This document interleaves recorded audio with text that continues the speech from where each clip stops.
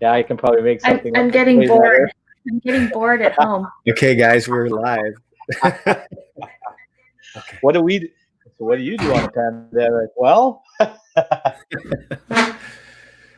Excellent. Well, joining me today is Mike Wilson. Mike has a blog. He's a realtor, but he also has a blog called Fraser Valley Lifestyle, and that's sort of the home for his online home for his real estate.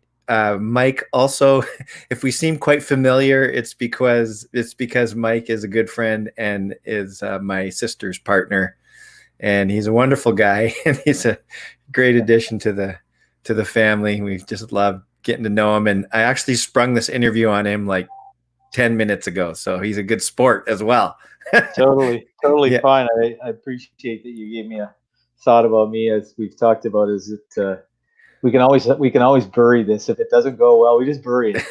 That's right. So people can say in the future, I saw that live, and now it's not available. Like, Yeah, exactly. Yeah, exactly. One of those things. yeah. No, thanks for having me on. It's you know what? Sometimes it's a spontaneous conversation is the best conversation too. So Yeah. it's kind of fun to be able to in today's world with the pandemic. We have to get used to this kind of conversation now. We have to be comfortable hopping on and saying hello to somebody on a screen as opposed to getting together for coffee or something like that. So it's kind of a process to get used to. I'm not a particularly photogenic type personality or person, so it's like I got to get used to this stuff. Oh, you're looking good, Mike. I shaved today. That's a good start to the day, anyways. So, yeah.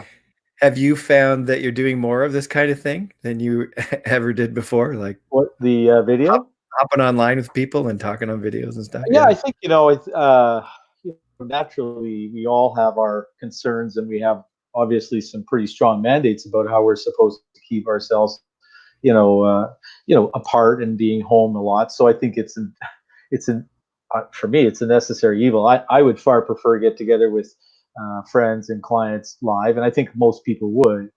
But the reality is that if we don't get connected this way, we're going to lose touch, and it's psychologically this whole thing is taking a toll on us. We're changing a lot of things that are going on, so we have to find ways to kind of get enough of our friends and our colleagues and our clients. We have to find enough ways to do that, or a person can easily go down a road of feeling very depressed and very sad and very out of the loop, so to speak. So yeah, it's kind of a necessary evil. It's never going to replace getting together with people, obviously, but for the moment, I would far rather be able to chat with somebody like this and not be able to connect with them at all. Mm-hmm.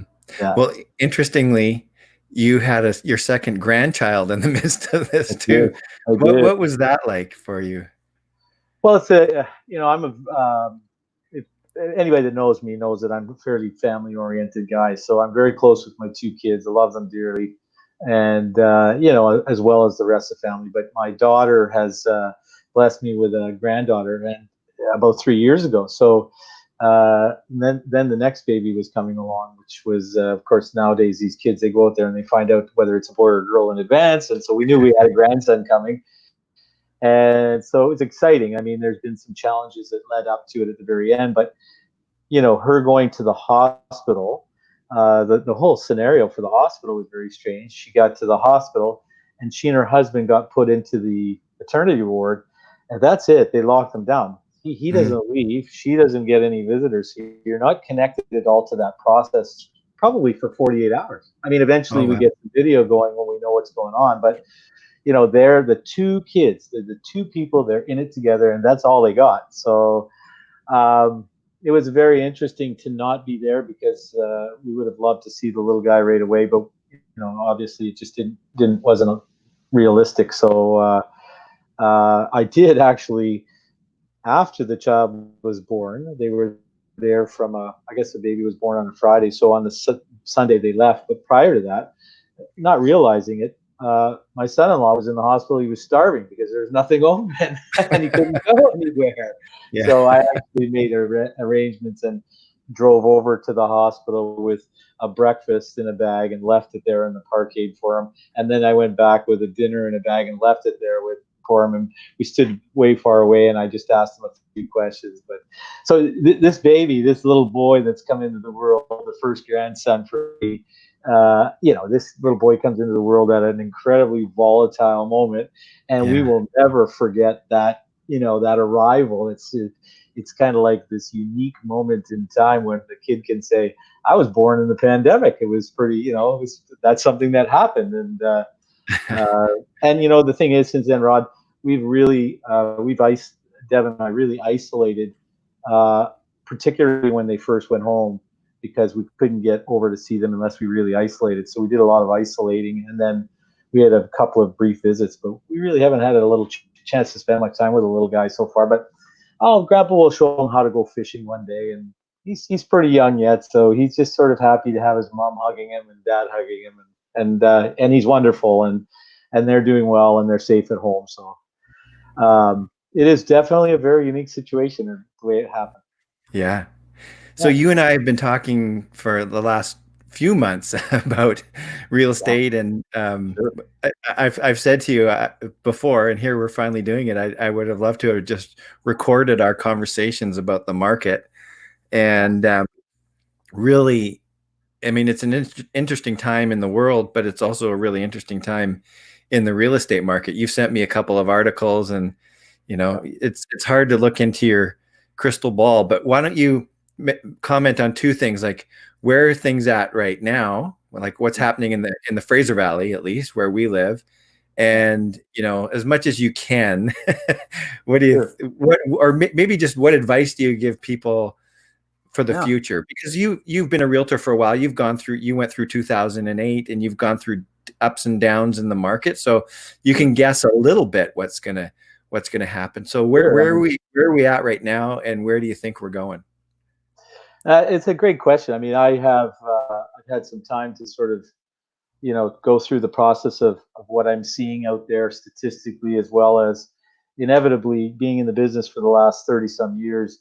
You get a sense of conversation, you get a sense of where everybody's feeling. And that's not really earth shattering in today's day and age with the pandemic. People are all, concerned about their health. So I think everybody has been concerned about that. Well, I think the first and foremost is, when it comes to how I feel about real estate at the moment, real estate is a wonderful investment. I've enjoyed being in the business, and I have great clients. Right now is a time where a lot of people have put that kind of a move on hold, and I completely understand that, because there are bigger things than anything like real estate that are in our lives. And right now we're kind of at a moment where we have to really assess our own personal priorities. What do I see as far as what we're seeing in today's market? We've certainly seen, and it always, our markets always come down to a certain extent, or a large extent, based on supply and demand.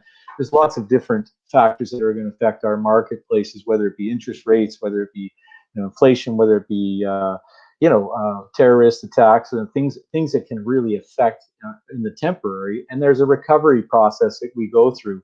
So, typically on a cycle, we always talked about, typically about a 7-year cycle, that we would see sort of the ups and the downs. And that certainly has never been perfect, but it's been a pretty nice benchmark for our real estate. The challenge with today's marketplace and what we're seeing with the pandemic is this doesn't factor into a typical ebb and flow of a supply demand or an interest rate issue. This has been something that we've kind of, we just simply haven't experienced it. So, the factors that I would be concerned about in the marketplace right now is obviously job security. What we have going for us, they've given us great low interest rates. Low interest rates are fantastic if you have a job.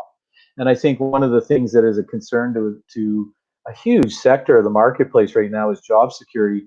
People that thought that they had a thriving business, their business may have been closed already for a while. They may have a tough time reopening. Inevitably, that help or hinders your qualification process, even for financing for mortgages. For those people that would like to move their home and go into the next level of lifestyle, whether it's changing from a big house to a townhouse, or whatever, or the family is expanding, there's too much insecurity in a lot of those jobs now for them to really be able to know what to do. So does that recover quickly? That's the interesting thing. How many of our businesses are going to recover quickly? That's going to generate some activity out there. There's going to be a lot of opportunity for people that are investing. Real estate is an incredibly safe investment, although you have to look at it long term if you want to be, conservative on your investments. You can't look at it always as a quick turnover, but over time, unlike a stock commodity, you can live in your real estate. So if the market takes a bit of a tumble, you're still living in your real estate, and inevitably we have a great return on those properties and those investments. Now, there's where the problem lies, I guess, for some of the people that are right now is they're in a situation where they're living in a home, but if they're not sure how they're going to make that mortgage payment over the next 6 to 9 months or 12 months or 18 months, it drives the market in a different direction. So my crystal ball will be, I have concerns about the length of the pandemic and the length of the way we do business right now. Unless we open up, and I'm not suggesting to push till it's the right time, but until we open up, we're not going to get a true sense of anybody's job security, of what the businesses are going to do. So at this point, it's really volatile to make a choice or a decision what's going to happen. Inevitably, there's going to be big changes in our industry. I think, and technology in our industry is always shifting anyways, but I think this is actually going to put a dynamic shift into what we do as real estate agents. I think that we're going to have to be far more online with our real estate businesses. We're going to have to be far more careful with social distancing, even beyond the next several months. We're going to have to do a lot of things differently than we've done in the past. Our documentation, our contract law is going to shift to make sure we protect our clients from, potential illnesses. So there's a huge shift that's going to happen in what I do for a business and the expectations of our clients. People want to make sure they want to know they're safe when we're doing the business. I'm kind of dancing around it all. Do I think, that's that crystal ball thing. Yeah. Inevitably, real estate probably will make a recovery, but in order for it to make a recovery, there has to be demand to match the supply. We have a little bit more supply right now. It is dwindling, but the demand has dwindled quite substantially. So, we're kind of just stopped. We didn't hit a plateau and drop off like we did in the last cycles. We just hit a brick wall, and so everybody's sort of posturing to see what's going on. And we're still selling real estate, but it's a limited buyer group. And now a lot of the buyer group is waiting for, the sky to fall. So there's some issues with that. So it's very volatile for the moment. And, until, as I say, I hate to put a time on it because the recovery from pent up interest can come very quickly. And yet I feel like that recovery can't possibly really start until we start to see a relaxing where we actually have got a bit of a control on the pandemic. People need that confidence. So that's it. I sit there and think about it all day, Ron. I shouldn't say all day, but I think about it when I'm walking 8 kilometers every morning. I'm thinking, okay, what do my clients need? What are they thinking? What are we hearing? And what is the length of time?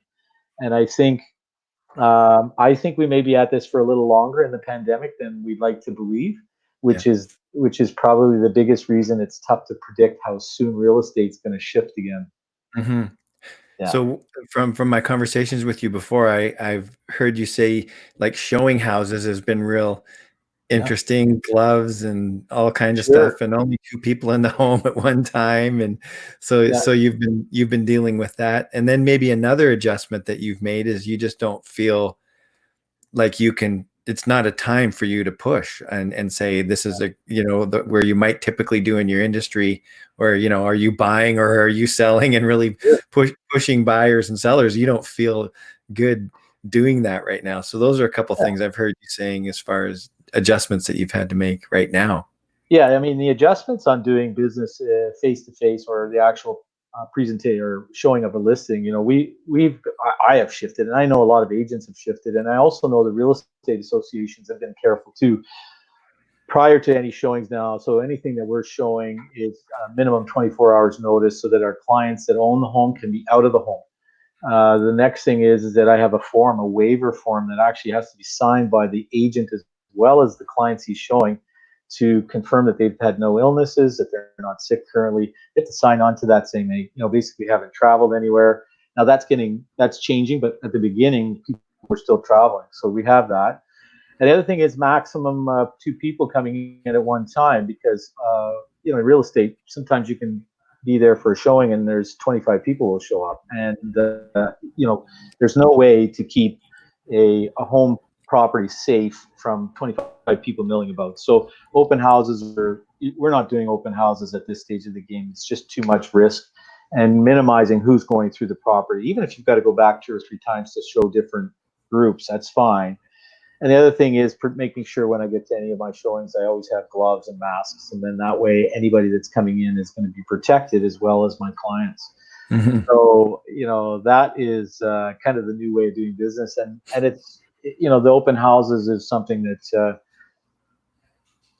they warned us against it. And now it's pretty much accepted that we just aren't doing the open houses. I'm not sure if it's 100% mandated by the Real Estate Association or not.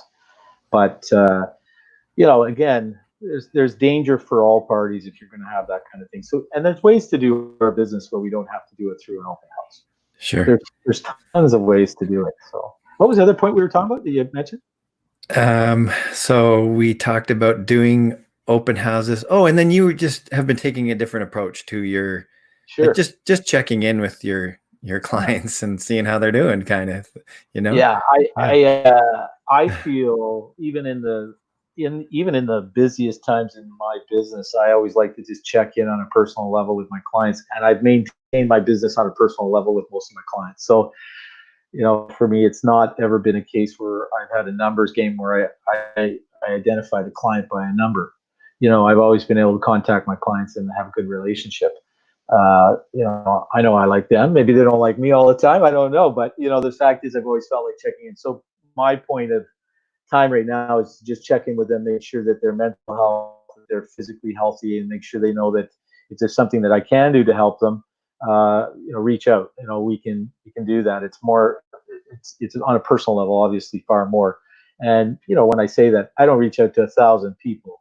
I have my clients that I've done several years of business with. I have great clients that I work with, and I just make sure over time that I'm touching base with them.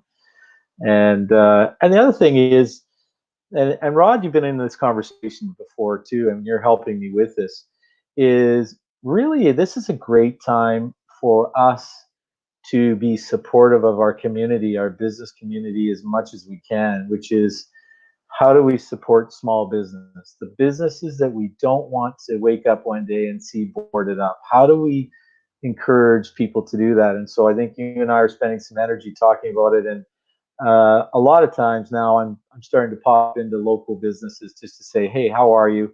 And maybe we can put a little word out there for you and let people know that you're here, and get, just remind them to support the local businesses.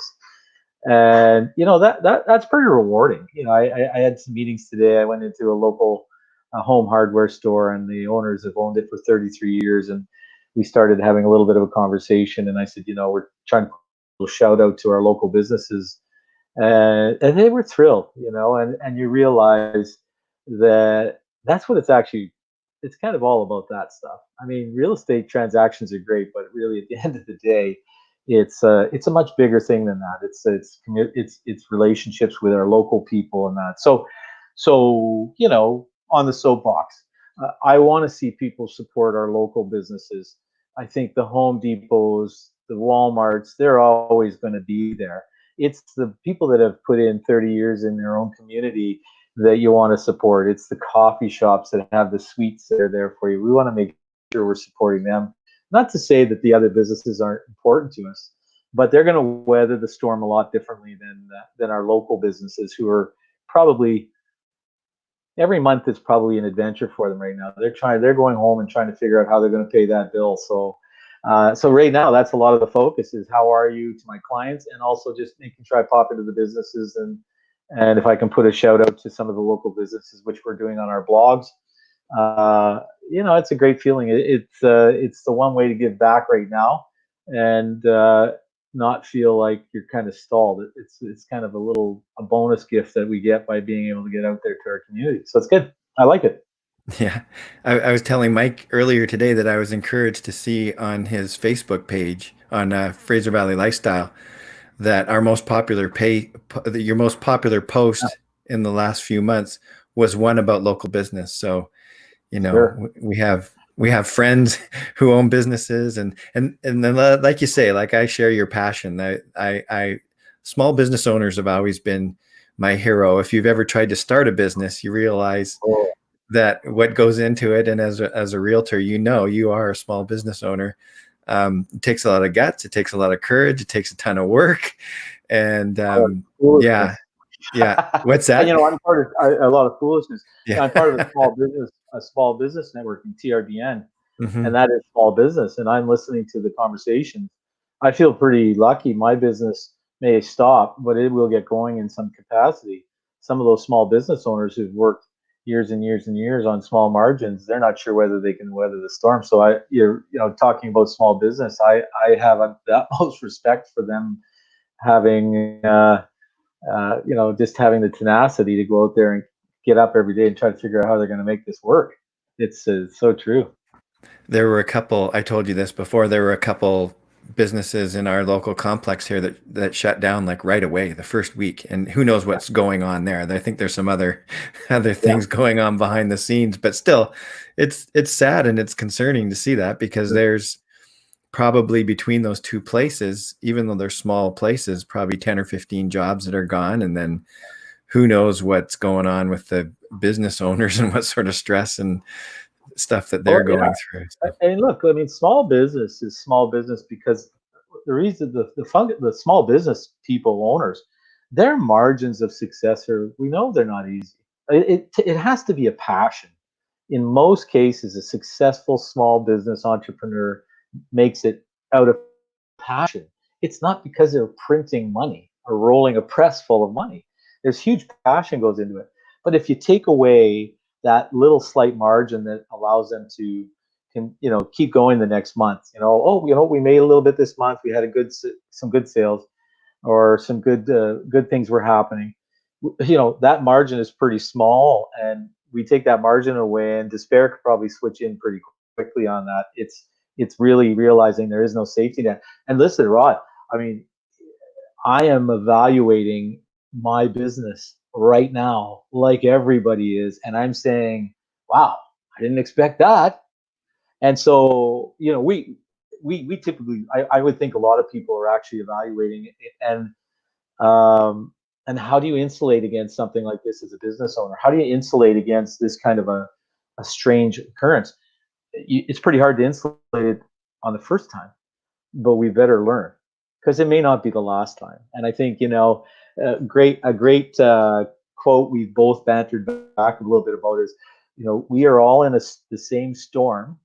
We're all on different boats, and we have to look at our boat, and we got to make sure our boat is floating properly, and that we actually learn the lessons from this pandemic, because it may rear its head again at some point. And if it doesn't, it's still a wake up call. I think I've been guilty of. I think I've been guilty of enjoying life without realizing that there's always that chance where you're going to have something sneak up on you. So, it's a good time to self-evaluate and say, how do I make sure this doesn't get me caught in the next time, and how do I, insulate my business from that? And again, I can hop in my vehicle, or I can get in my shoes, and I can go knock on 1,000 doors if I want in a day. But if you're in a retail scenario, you have to wait till they come in your door. And so that scenario becomes even tougher when the door is locked. So I feel for that. And, I mean, don't want to be the Debbie Downer. The reality is there's some great opportunities in real estate. People are going to invest in real estate. You talk to a Warren Buffett, he doesn't invest when things are good. He invests when things are tough. There are buyers for this marketplace who are looking at the marketplace as a good opportunity. And so there's movement in our marketplace, but it's just not free movement. It's not a collective movement. And realistically, our real estate business, it functions far better when everything on the whole is functioning. If you pull a piece out of the puzzle, it staggers a bit. So we're missing a significant factor in our markets, which is what's going to be the recovery part. But there's always a good deal out there, and I'm still selling properties to people that have the demand for it, but it's like anybody else. It's just slowed down.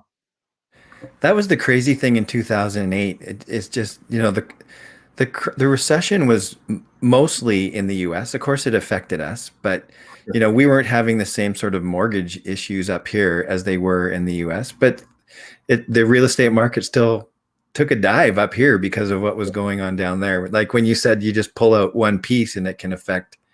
Sure it does. But now this time we've got multiple pieces being pulled out of the puzzle. Well, the 2008 thing, there's a number of economic factors that affected that. So it was very easy to pin down where the problem was. We had economic issues. Pandemic is health. And we've never experienced the shutdown that we have as far as in this market. But yeah, the ups and the downs of 2008, 1981, 82. Even 2 years ago, we went through a hyperinflated market, which would have finished off, I guess, about 2017. We hit the 2017, and we were into a marketplace of multiple offers. Now, why? And we, 10, 15 offers on a property, prices were escalating at an incredible pace. We hit August, and someone turned off the tap. And what it came down to is, we had lack of supply and massive demand. We then increased some of the supply, and then what we did with the demand is we turned off. We made it really tough for you to invest if you weren't a local person. We had huge taxes that were imposed. So we shut that market down. So now in a typical trend, we wouldn't have seen a recovery on that market and when I talk about it dropping off, that August, we hit a brick wall with the market, and it never did anything. Normally, you wouldn't see anything happening for probably 14 to 15 months where you would start to see it relax a little bit. But it was interesting because when we got into the spring of the next year, we had a recovery before we even hit March. So, we took a deep breath, but the market continued on that. And so that was an interesting little bobble in our marketplace. Not something that I anticipated. I've been lucky enough to anticipate pretty well, but that one recovered much more quickly than normal. So, again, that's the economic factors of it. I think the other thing is that we threw some shockwaves into that marketplace with some taxation. We changed how people could actually qualify for financing. So, those shockwaves just sort of stopped everything. But, it's typical of, it's like when ICBC raises our rates or we get a new tax, we jump up and down as apathetic Canadians and we pound our fists on the desk. And then 6 months later, we go down to the microbrewery, have a cold beer, and we carry on. And I think that's what happened in some ways, is that we just needed some time to absorb some of the economic trends that are factors, the taxes and so on. And we had to absorb the new rules as far as financing, and we had a quick recovery, which, again, I don't think many people predicted it to come back as quickly as it did. And it served everybody well.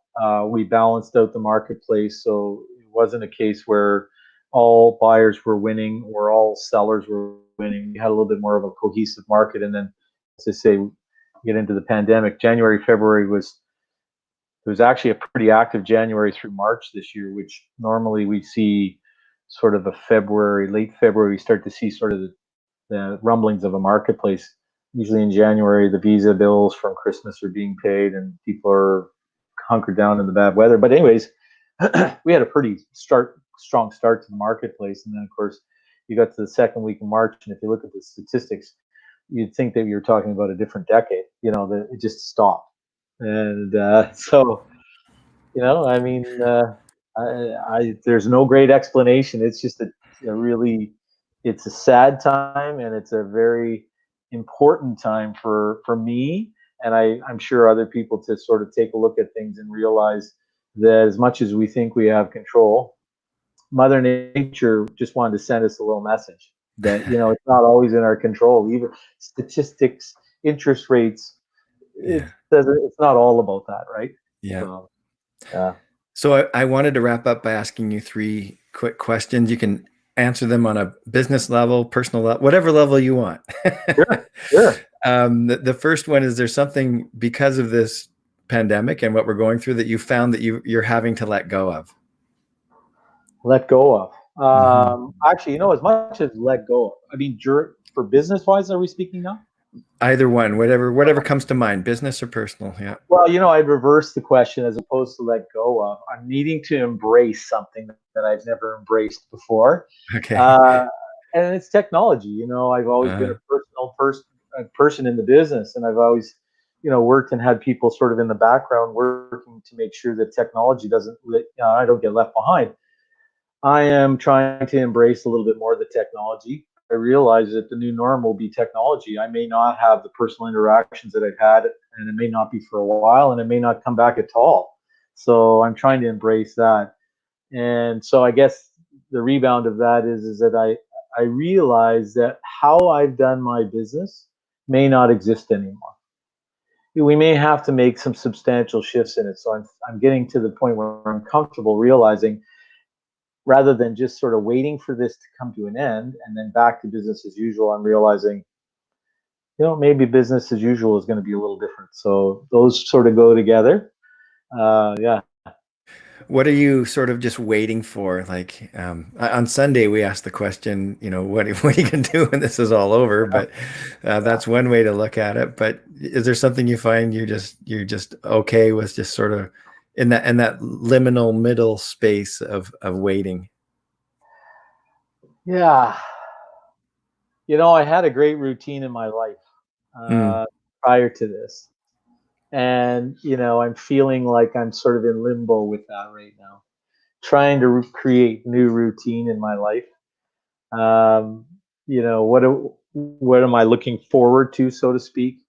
Uh, I would like primarily, I would like family. Obviously, I want everybody, but I want family to be safe and to feel safe. I don't want any of our family to be, on pins and needles. So I hope for that. I mean, at the end of all this, I would love to dive into the ocean with a fresh tank of air and go down and see what Mother Nature is replenished while we've left her alone for a while. But realistically, at the end of this, what I would wish the most is that there's happiness back for everybody, and that people can feel positive about the future. I don't want this to just dwindle away where we're all feeling not positive about the future. I hope there's a catalyst that gives us all hope. And yeah, and ultimately, I just very, very much so want my family, all of my family, to be extended, and all of my family to be safe and happy as they move on. Nice. What's something new that you've discovered about yourself? Or what's giving you life these days? Yeah, great question. Again, try to create some new routines. As to say, I was used to being in the gym for 3.5 hours every morning to start the day at the crack of dawn. It really gave me energy. And I realized that routine is very important to me. When I go for a walk in the mornings, Deb always wants to go. Deb, my partner, you've talked about, she likes to go explore different areas. I like a route, and I want to hit that route, and I want to say hello to the same old timer I said, and I love the routine of that. And so I'm trying to balance out these routines and changing it up a little bit. I'm very focused on my health. I think I've been more focused on my health in the last few years, but right now I'm being very careful because, stopping in at one of my local haunts to make sure I support my local business happens to be a place that has sweets and treats. So, try not to put on a lot of weight, and making sure I'm still healthy and I'm ready to put my skates on when they tell me the rink is open again. So, yeah, I'm trying to create some routines to feel good about myself. I am finding when I'm on my walk, which is, it's about 8 kilometers, I guess I factored it out. Every day is a great day. I really spend a lot of time. I know you're an avid person for going out, and it's amazing what a difference of a day, what goes through your head that day. And just sorting through challenges and sorting through emotions and sorting through, what do I do with today? How do I change things? How do I promote things? And how do I help somebody around the corner? So every day there's a great new conversation while I'm walking. and I've started to look forward to that.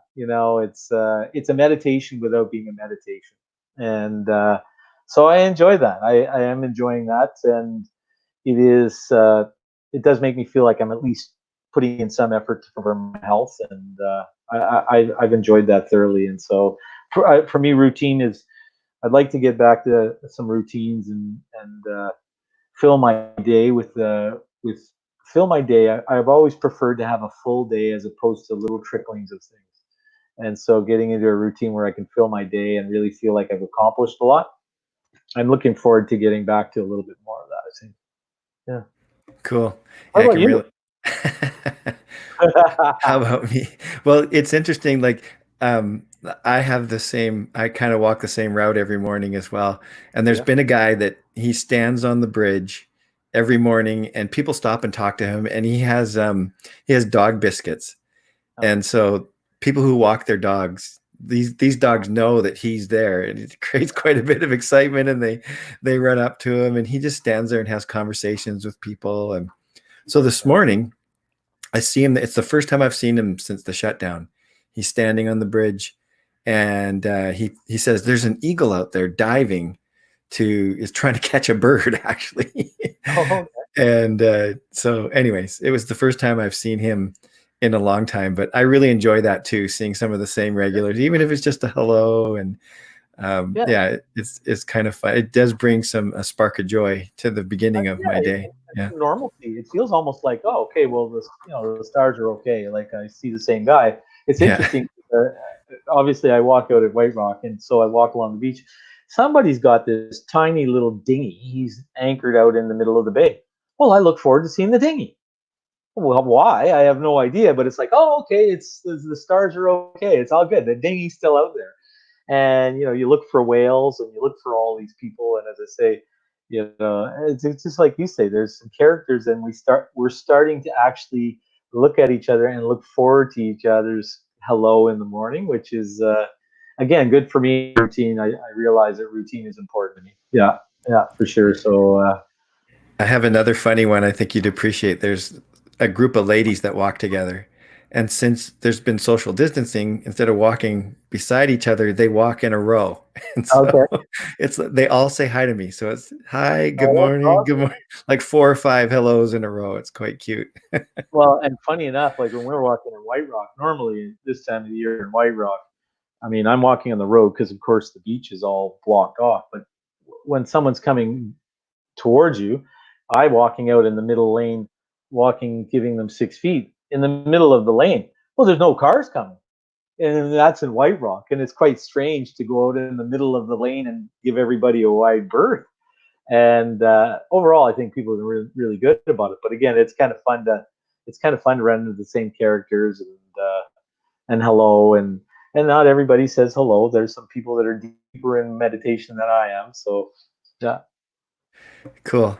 Well, if yeah, people want to find out more about Mike, they can go to fvlifestyle.com. He's regularly posting there. I think we're working on a post for local business. We're going to do another one. yeah.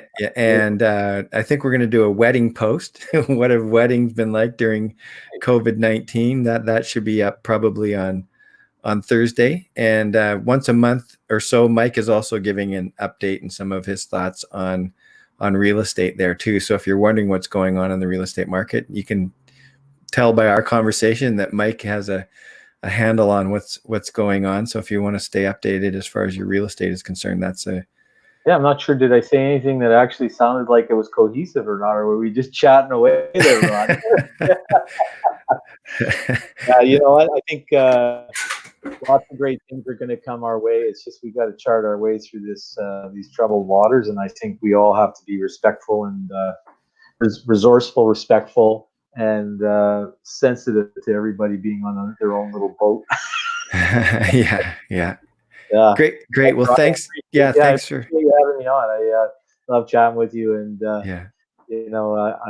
I'm not. I don't think I'm going to die of anything from doing this interview and chatting with you. So I'm always up for a conversation.